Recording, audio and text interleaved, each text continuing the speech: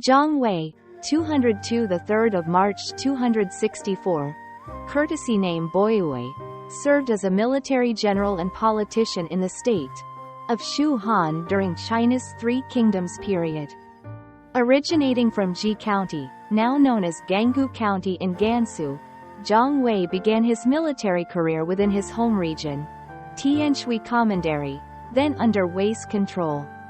In 228, during an invasion by Shu, led by the esteemed Zhuge Liang, Jiang Wei found himself under suspicion by Tianshui's administrator, Ma Zun, prompting his defection to Shu. There, Zhuge Liang, serving as Imperial Chancellor and regent, recognized Jiang Wei's capabilities, appointing him as a general. Following Zhuge Liang's death in 234, Jiang Wei continued his military service under successive regents, Zhong Hui and Fei Yi, eventually ascending to the rank of general-in-chief after Fei Yi's demise in 253. Between 240 and 262, he persistently engaged in warfare against Wei, attempting to carry on Zhuge Liang's military legacy with 11 campaigns, though these efforts were hampered by Shu's scant resources and internal political divisions. The year 263 proved pivotal when Wei mounted a significant invasion into Shu. Jiang Wei commanded the defense at strategic locations such as Tazhong, Yinping, and Jiange, holding his ground at Jiange against Zhong Hui. However, the Wei general Deng Ai bypassed Jiang Wei's forces via Yinping, taking Chengdu by surprise, leading to Liu Shan's surrender without resistance and the consequent dissolution of Shu. In a final attempt to resurrect his state in 264, Jiang Wei convinced Zhong Hui to rebel against Wei's regent, Sima Zhao, in Chengdu. The rebellion was short-lived as dissent among Zhong Hui's ranks led to both his and Zhong Wei's deaths. Jiang Wei was noted for his early interest in Confucian texts by Zheng Zan, and his ambitious nature is reported in the Fuzi, which noted his clandestine formation of a private militia. Starting as a records clerk in Tianshui, his capabilities earned him the position of Zhongling, allowing him to engage in the military affairs of his commandery, influenced by his father's posthumous recognition by the Wei state. In the early spring of 228, Zhuge Liang, Imperial Chancellor and Regent of Shu, initiated the first in a sequence of assaults against the state of Wei. He established a strategic foothold on Mount Qi, situated in the mountainous regions around today's Li County, Gansu, positioning his forces in meticulously organized formations.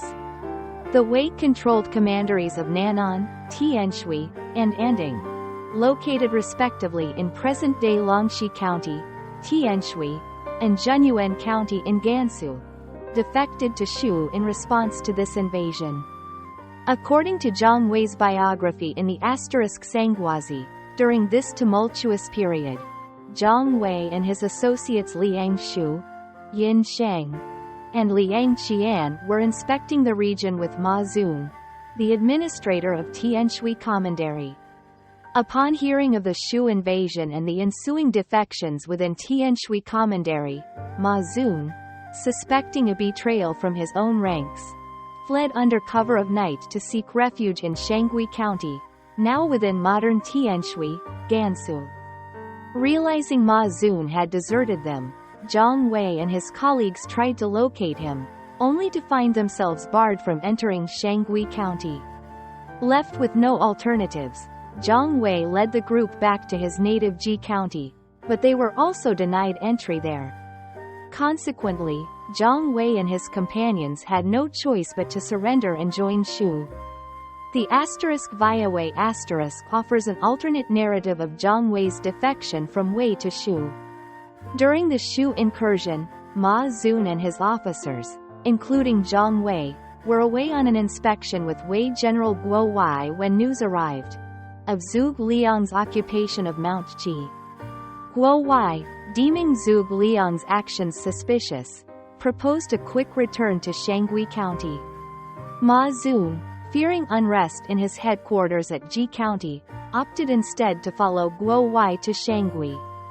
Despite Jiang Wei's pleas to return to Ji County to ensure his family's safety, Ma Zun rebuffed him, declaring any who returned would be deemed his adversaries. Undeterred, Jiang Wei split from Ma Zun and headed back to Ji County with Shangguan Zishou and others. Upon their arrival, the local populace urged Jiang Wei to meet with Zhuge Liang, which he eventually did. While initially intending to retrieve his family, Jiang Wei was compelled to defect to Shu following Wei's recapture of Ji County and the defeat of the Shu vanguard at the Battle of Jiating by Wei generals Zhong Hui and Fei Yi. Although Wei forces captured Jiang Wei's family, they spared their lives, recognizing that Jiang Wei's defection had not been premeditated. His family remained imprisoned for the duration of their lives. Upon his return to Hanzhong Commandery, Zhuge Liang appointed Jiang Wei as an assistant official responsible for managing food supplies. His leadership qualities soon led to his commission as general who upholds righteousness, and his ennoblement as the Marquis of Dongyang Village.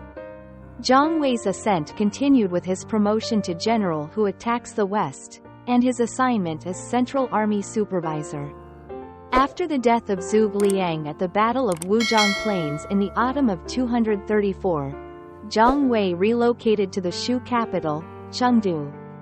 There, he assumed the role of Right Army Supervisor with the elevated rank of general who assists Han, overseeing Chengdu's military defenses, and advancing from village to county marquis, as the Marquis of Pingxiang. In 238, accompanying the Shu regent Zhang Wan to Hanzhong Commandery, near the Wei-Shu border, Jiang Wei was appointed major under Zhang Wan, who had risen to Grand Marshal by April or May 239. Jiang Wei was also entrusted with commanding a separate force for raids into Wei territory. In 240, Jiang Wei led an offensive against the Wei-held Longxi Commandery, but was repelled by Wei forces under Guo Wai. His military career progressed when, in 243, he was promoted to senior general who guards the west, and nominally served as inspector of Liang province. Following Zhang Wan's death in 246, and with Fei Yi assuming regency of Shu, Jiang Wei in 247 was elevated to General of the Guards.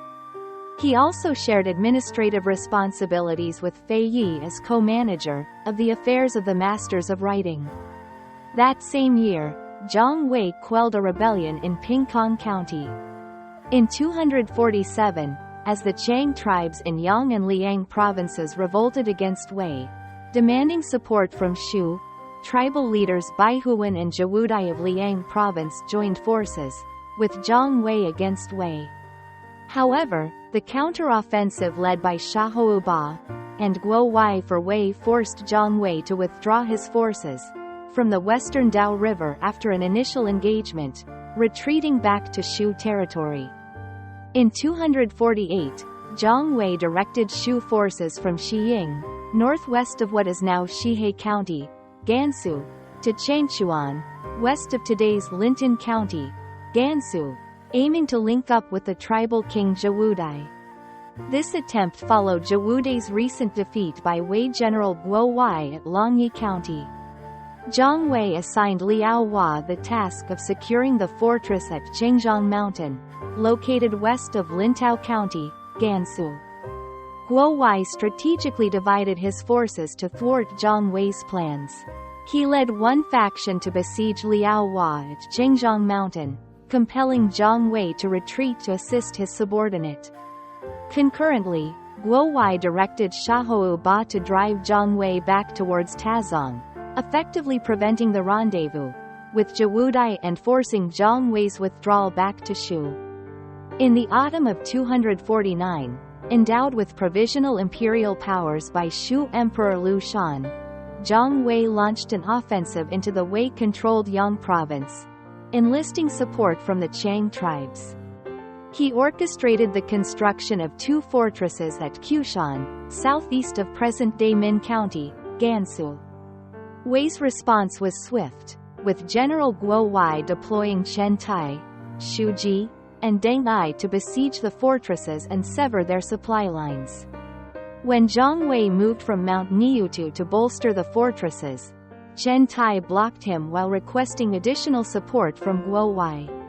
The Wei forces converged, attacking Jiang Wei's position at Mount Niutu, prompting him to abandon the fortresses and retreat.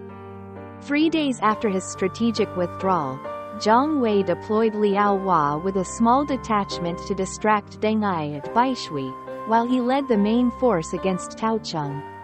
However, Deng Ai anticipated the maneuver and sent reinforcements to fortify Tazhong, repelling Jiang Wei's attack and forcing another retreat to Shu. In 250, Jiang Wei led a Shu expedition against Yinping Commandery, now around Xining, Qinghai, but failed to secure the region and was forced to retreat. Jiang Wei was well versed in the culture of the Qiang and other non-Han Chinese tribes of western China and often expressed confidence in his military prowess, claiming he could conquer Wei territories in Gansu with Qiang support. However, Fei Yi, Shu's regent, was critical of Jiang Wei's aggressive posture towards Wei, and curtailed his military activities by limiting his troop deployments to no more than 10,000 soldiers. The Hanjin Chunchu chronicled a cautionary statement from Fei Yi to Jiang Wei, highlighting the limits of their capabilities compared to the former Imperial Chancellor. Fei Yi remarked, "We aren't as brilliant as the Imperial Chancellor. If even he couldn't stabilize the empire, what makes you think we can? It would be wiser to defend our state, govern our people well, respect, and safeguard his legacy, passing it on to future generations. Stop your wishful thinking that you can achieve victory in one fell swoop.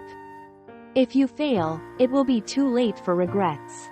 On the 16th of February 253, during the celebrations of the Chinese New Year, Fei Yi was tragically assassinated by Guo Shu, a Wei civilian who had been captured by Zhong Hui. Initially aiming to assassinate Liu Shan, Guo Shu changed his target to Fei Yi after failing to reach the emperor, successfully carrying out his lethal intent. Fei Yi's demise enabled Zhong Hui to assert greater control over the Shu military, continuing his aggressive campaigns against Wei. In the summer of the same year, Zhong Hui mobilized a large contingent of Shu troops from Xiying to lay siege to Didao. The Wei regent Sima Zhao responded by dispatching generals Guo Wai and Chen Tai from the Guanzhong region to counter the Shu forces. Chen Tai confronted the Shu troops at Luomen and secured a decisive victory, compelling Zhong Hui to retreat back to Shu due to dwindling food supplies. In the following summer of 254, with newly granted powers over military affairs, Zhong Hui again led an offensive into Longxi Commandery, capturing Didao after its official, Li Jian, surrendered. Advancing further, Zhong Hui's forces clashed with Wei General Shu Ji at Gangu County. Although Shu Ji was defeated and slain, the engagement also claimed the life of Shu General Zhang Ni. Despite this loss, Zhong Hui's forces succeeded in seizing 3 counties, Didao, Hegan, and Lintao, and relocated their inhabitants to Shu territory, marking a significant, albeit costly, victory. In 255, despite the reservations of his colleague Zhang Yi, Zhong Hui launched another campaign against Wei, taking Zhang Yi along as his deputy. The Shu forces prepared to strike Didao, now known as Lintao County, Gansu. Faced with the impending assault, Wang Jing, the Wei governor of Yang province, sought assistance from Wei General Chen Tai. Wang Jing suffered a significant defeat at the hands of the Shu army, on the west bank of the Dao River and, with his remaining forces, retreated to the fortress at Didao. Zhong Hui, eager to capitalize on his initial success, chose to disregard Zhang Yi's cautionary advice against further advancements. Ignoring the risks, he ordered his troops to encircle Didao. As Shu troops laid siege, Chen Tai, Deng Ai, Sima Fu, and other Wei officers orchestrated a relief operation. Chen Tai cleverly positioned his forces on the southeast hills of Didao, setting fires and sounding war drums to boost the morale of the besieged Wei troops, and signaling the imminent arrival of reinforcements. This tactic not only bolstered the defenders' spirits, but also caught the Shu forces off guard. Additionally, Chen Tai spread rumors of a planned cutoff of Shu's retreat, instilling fear in Jiang Wei. Consequently, on the 11th of November 255, Jiang Wei withdrew his forces to Zhongtai, south of present-day Lintao County, Gansu. In the following spring of 256, the Shu Emperor Liu Shan elevated Jiang Wei to general-in-chief. In the autumn, Jiang Wei led an offensive from Zhongtai to capture Mount Qi, but the attack faltered as Wei General Deng Ai had foreseen the move and fortified the position. Jiang Wei then attempted to confront Deng Ai at Mount Wucheng but was repelled. Subsequent efforts to coordinate an attack on Shangui County, with Hu Ji also failed when Hu Ji did not arrive timely, resulting in heavy losses for Jiang Wei's forces under Deng Ai's counterattack. The repeated failures of the northern expeditions greatly strained Shu's resources, and led to widespread public discontent. In response, Jiang Wei submitted a memorial to the imperial court, assuming full responsibility for the failures, and requesting his demotion as a form of self-punishment. Emperor Liu Shan consented, demoting him to general of the rear while allowing him to continue acting as general-in-chief, in an attempt to mitigate the growing public dissatisfaction. In 257, amidst a rebellion led by Wei General Zhuge Liang in Shuchen, now Shou County, Anhui, Jiang Wei saw an opportunity to launch another invasion into Wei territory. He targeted the Wei garrisons along the Great Wall, which, although well-stocked, were notably under-defended. The stationed Wei forces were thrown into disarray upon learning of the Shu army's advance. In response, Wei generals Sima Wang and Deng Ai marshaled their forces to the Great Wall to counter the Shu threat. Jiang Wei strategically pulled back to Mongshui, southeast of present-day Zhouzi County, Shaanxi, and established a camp with a mountain at its rear. Despite Jiang Wei's provocations, Sima Wang and Deng Ai instructed their troops to maintain their positions and avoid engaging the enemy. By 258, after receiving word that Zhuge Liang's rebellion had been quelled, Jiang Wei withdrew his forces back to the Shu capital, Chengdu. Subsequently, Shu Emperor Liu Shan reinstated him to his former role as general-in-chief. During this period, the prolonged warfare had increasingly exasperated the Shu populace, weary from the continual demands and sacrifices. Shu official Chao Zhou penned the Zhou Guolun Disquisition on Rivaling States, a satirical critique of Jiang Wei's relentless military campaigns. In the winter of 262, Jiang Wei led a Shu contingent to seize Taoyang County, now in Lintao County, Gansu, and engaged Wei forces under Deng Ai at Huhei County, only to face defeat. He then retreated to Tazhong, northwest of present-day Zhongshu County, Gansu, where he decided to station his forces.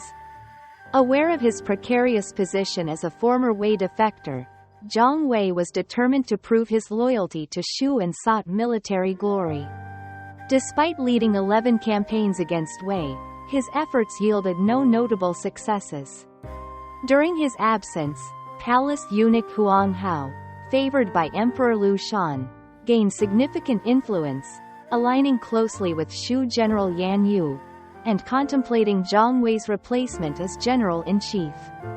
The Chronicles of Huayang highlight a conflict between Jiang Wei and Huang Hao, noting Jiang Wei's dislike for Huang Hao's manipulative politics.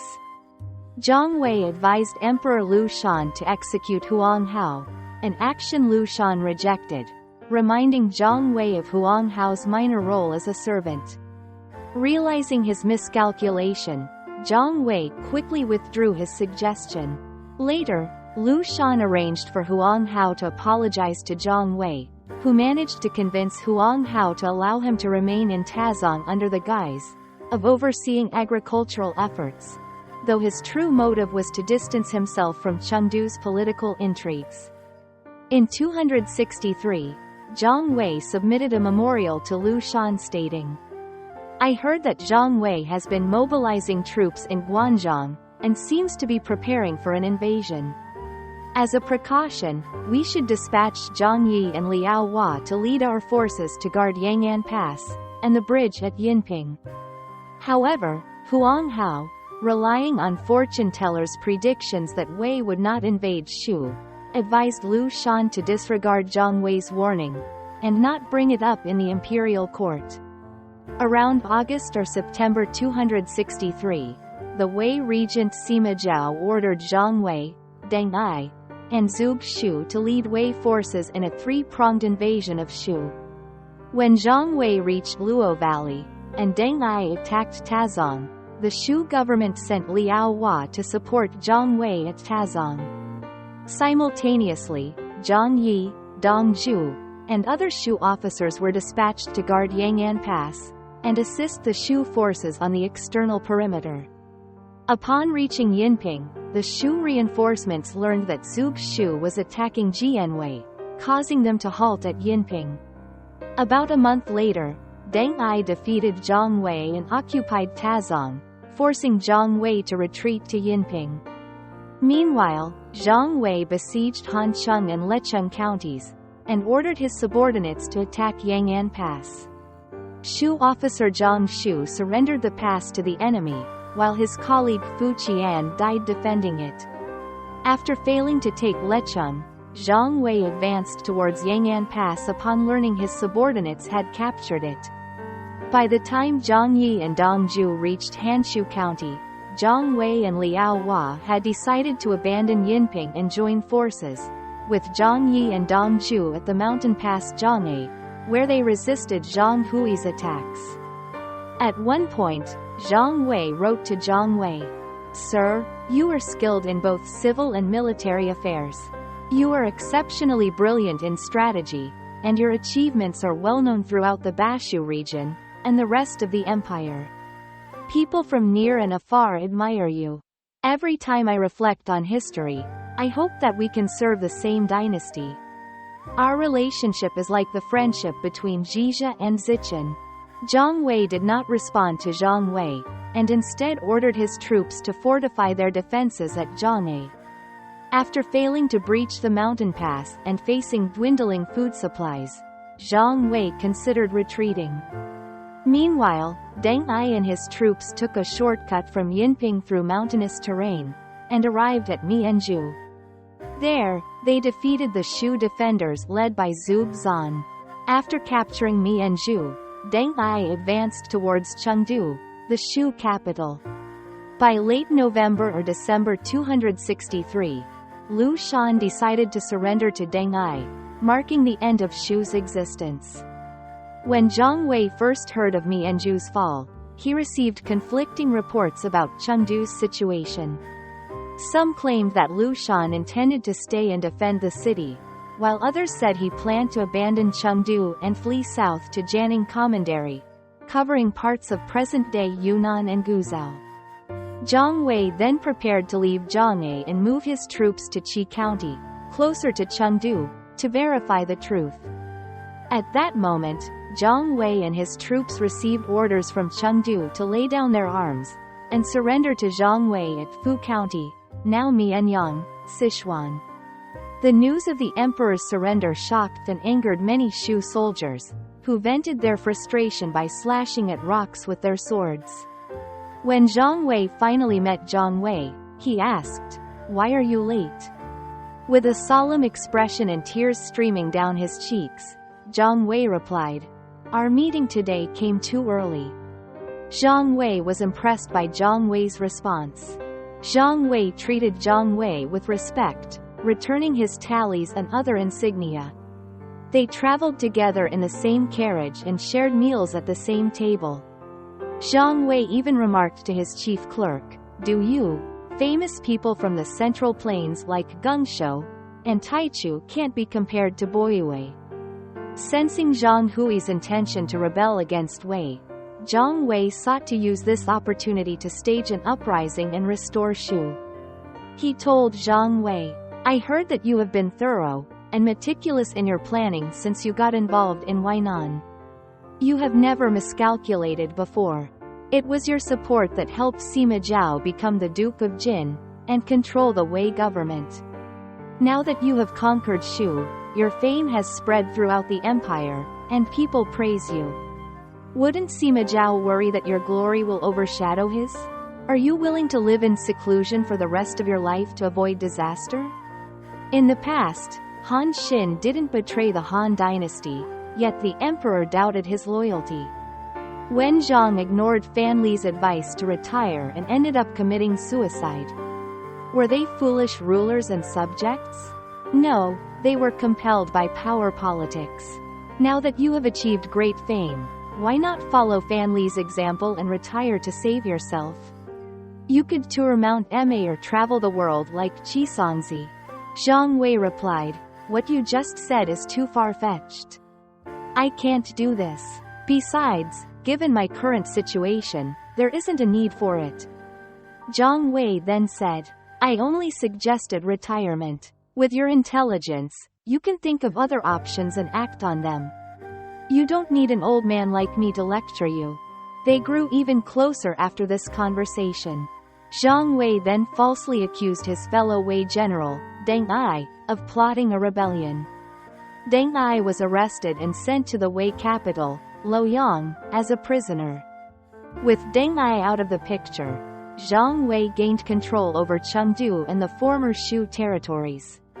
In March 264, he initiated a revolt against the Wei regent Sima Zhao, declaring himself the governor of Yi province. Zhong Hui planned to appoint Zhong Hui to command 50,000 troops and lead the vanguard force to attack Luoyang.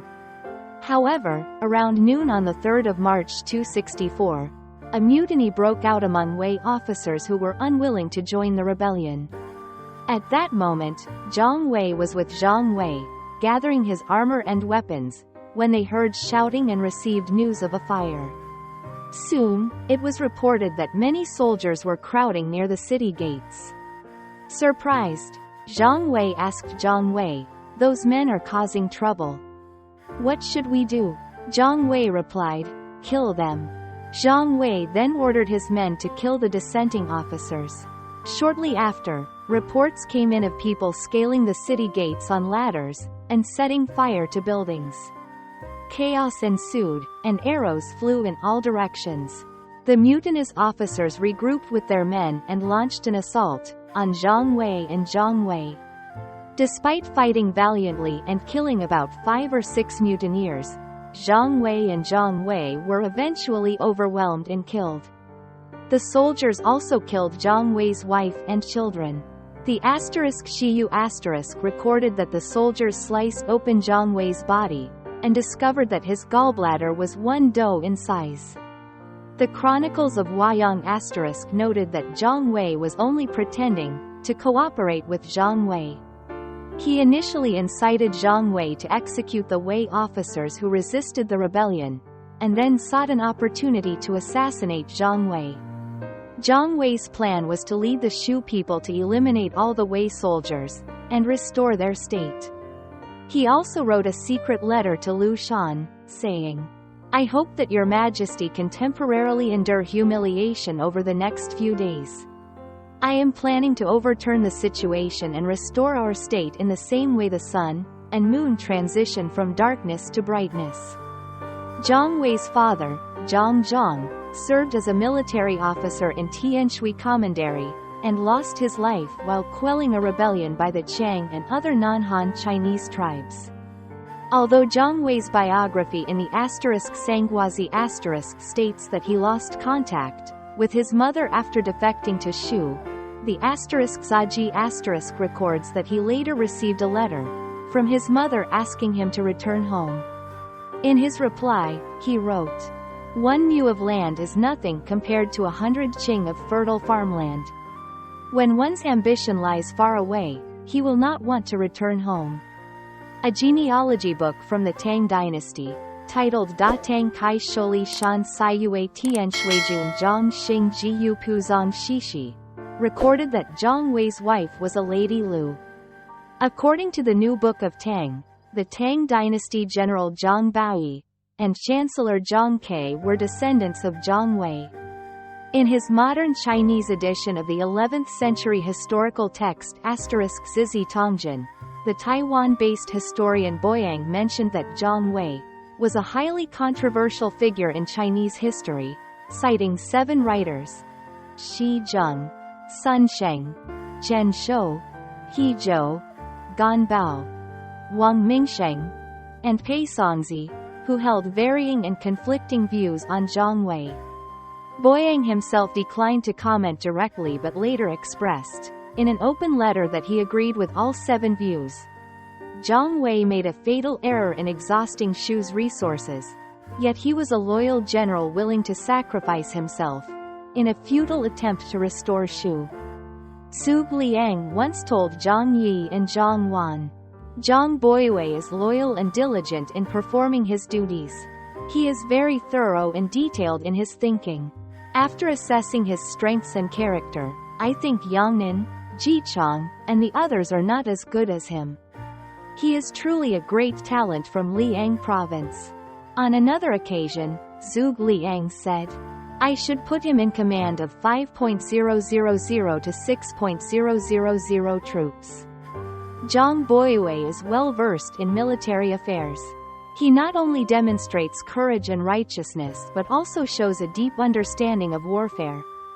This man is loyal to the Han Dynasty and exceptionally talented. I should entrust him with greater authority in the military. I will send him to the Imperial Palace to meet the Emperor. Shi Zheng, a scholar from Shu who later served under the Jin Dynasty, commented on Jiang Wei as follows.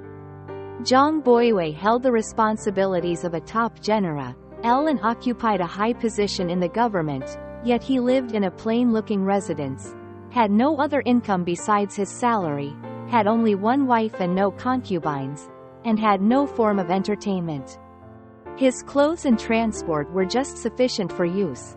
He also imposed restrictions on his meals. He was neither extravagant nor shabby. He kept his spending within the limits of his state-issued allowance. His purpose in doing so was neither to prove that he was incorruptible nor to resist temptation.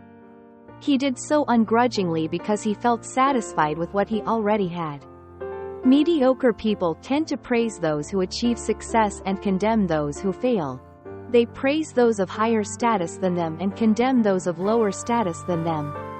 Many people hold negative views of Jiang Wei because he died in a terrible way and his entire family was killed. These people do not look beyond the superficial.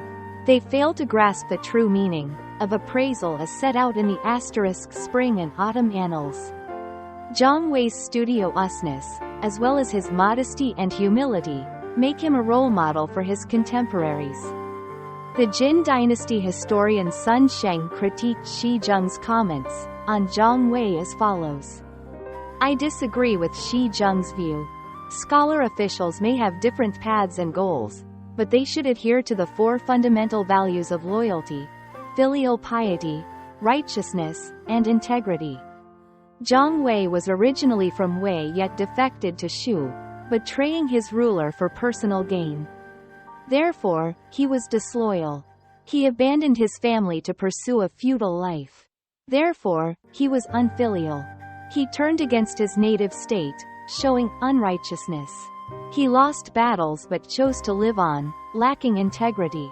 In power, he failed to establish himself as a virtuous leader, instead inflicting prolonged suffering on the people through war for personal glory. Although tasked with defending his state, he provoked the enemy and lost Shu. Therefore, he was neither wise nor courageous. Jiang Wei embodied none of these 6 values. In reality, he was a traitor to Wei and an incompetent leader to Shu, yet Shi Zheng claimed he was a role model. How absurd. Even though Jiang Wei was studious, that is merely a good habit, not a praiseworthy virtue. It is no different from a robber taking his share of the loot or Chengzheng pretending to be humble. In his Jin Yang Shu, Sun Sheng also wrote, "During the early Yang era, when I accompanied General Huan Wen on a campaign against the Qing Han state, I spoke to many Shu locals about Jiang Wei. They told me, after Jiang Wei surrendered, he wrote a secret letter to Liu Shan saying he would pretend to serve Jiang Wei, and wait for an opportunity to assassinate him and restore Shu. However, due to unforeseen circumstances, his plan failed and he lost his life. The people still mourn him today. I have a different view.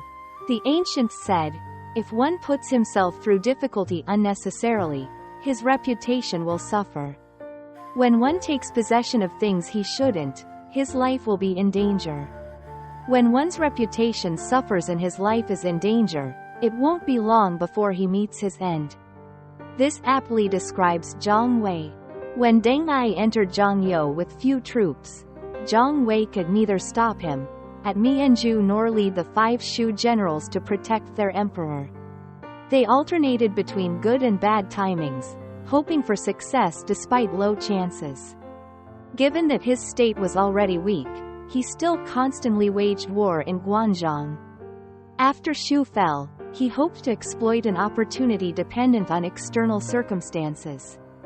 How foolish he was. Chen Shou, the Jin dynasty historian who documented Jiang Wei's biography in the *Sanghuazi, evaluated Jiang Wei as follows. Jiang Wei was proficient in both civil and military affairs, seeking personal glory and a lasting name in history. However, his lack of foresight and good judgment led him down a path of warmongering, which ultimately resulted in his downfall. As Laozi said, governing a state is like cooking a small dish. Shu was a small state, so he should have been even more cautious and avoided continuous disturbances.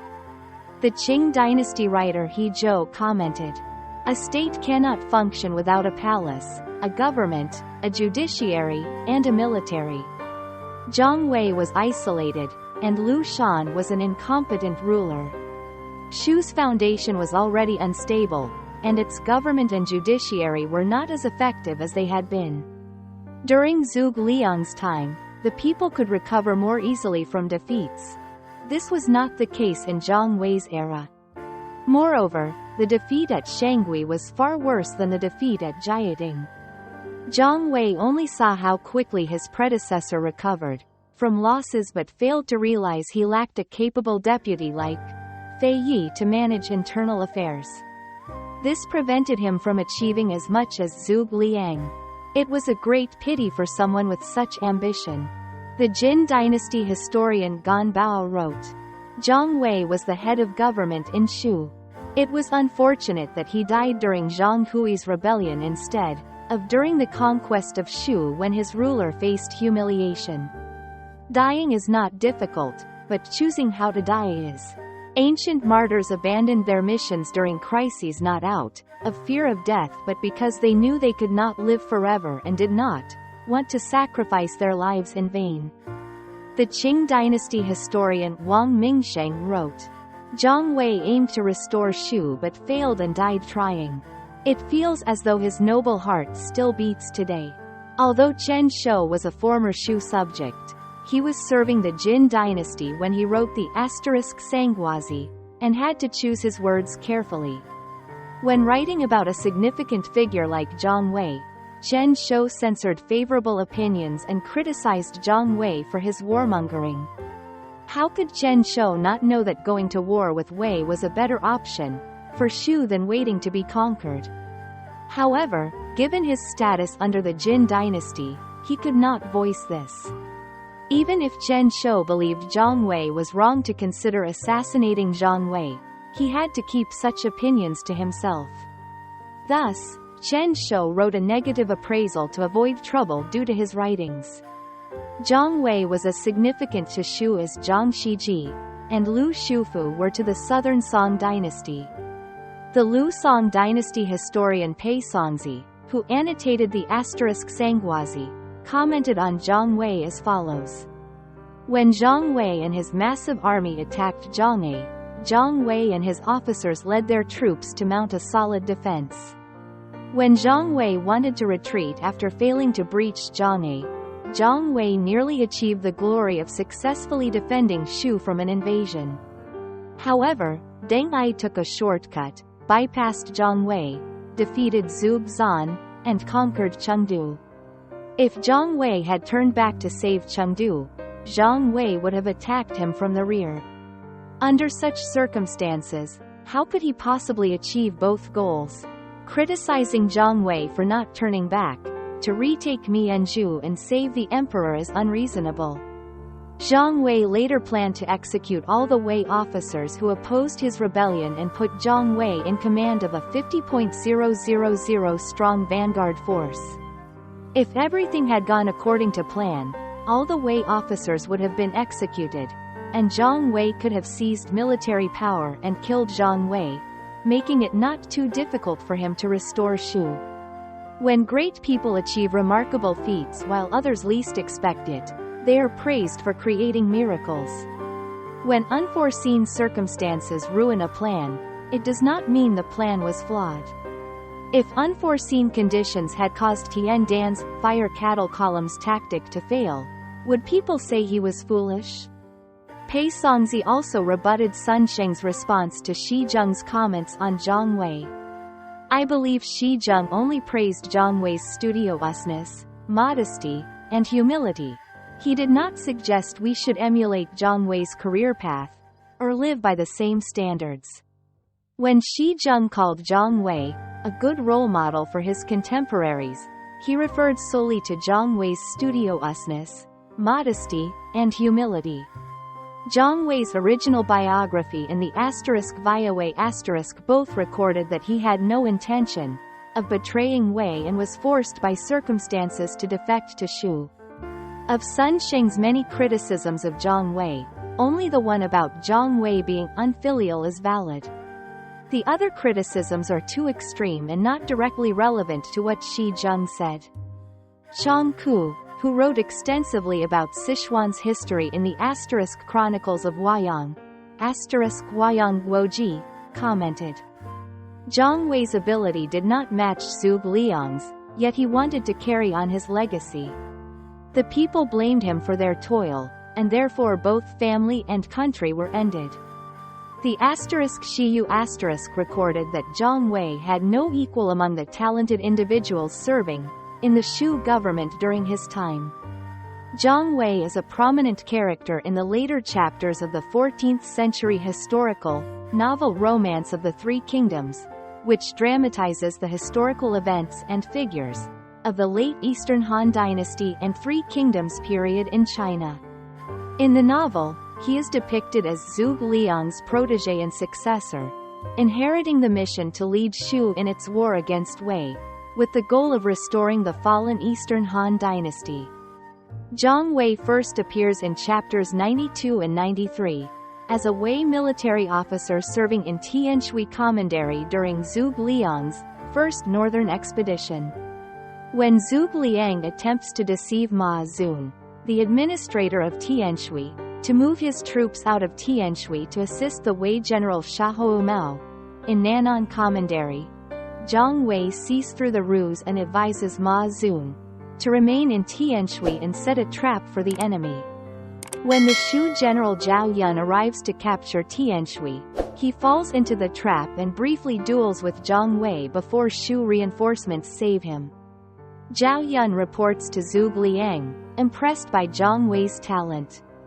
After Jiang Wei successfully repels another Shu attack, Zhuge Liang becomes even more eager to recruit him.